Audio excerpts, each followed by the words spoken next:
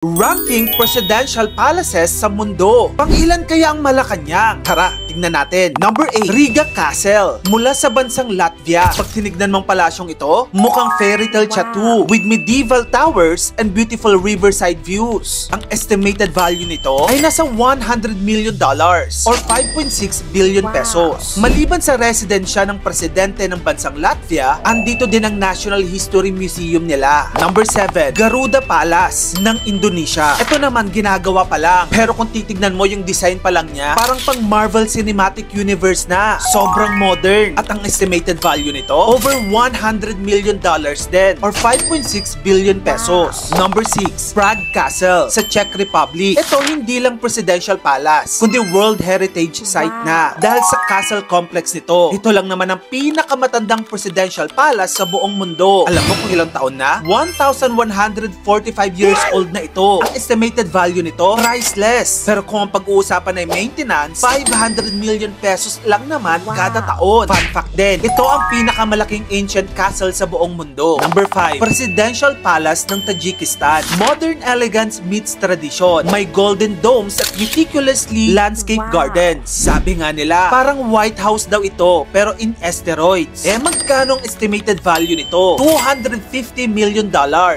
14 billion pesos. Located ito sa Dushanbe, Tajikistan. At fun fact din, ito ay ang one of the youngest but most expensive palaces in Central Asia. Number 4, the White House sa bansang USA. Ito na siguro ang masasabi nating pinaka-iconic na tirahan ng presidente sa buong mundo. Classic, sophisticated, at simbolo ng kapangyarihan. Home of every US president since George Washington. Ang construction nito ay nagsimula noong 1792 pa at natapos lamang noong 1800. So 8 years from groundbreaking to first resident, which is si President Adams. Ang estimated value nito nasa $400 million or 22.6 billion pesos. Fun fact, ang White House ay may sariling bowling alley, cinema, at tennis court na para lamang sa first family ng Amerika. Number 3, Ak-Orda Presidential Palace sa Kazakhstan. Kung futuristic meets regal ang trip mo, ito yun. May blue dome, gold accents, tapos parang sinaniban ng mga gusali sa Dubai. Ang laki. Constructed ito ng early 2000s lang. Magkano? $300 million or 17 billion pesos. Fun fact, ang Ak-Orda Presidential Palace ay may 30-meter chandelier sa loob. Pwede na tayong mag-camping sa laki nun. Number 2, Grand Palace sa Thailand. Hindi lang ito ceremonial place ng Thai King. Ito na rin ang pinaka-iconic na landmark sa buong Bangkok. Covered ito ng gold leaf, may Buddhist temples at sobrang detailed ng architecture. Ang construction nito ay nagsimula noong 1782. Magkano ang estimated value? $1 billion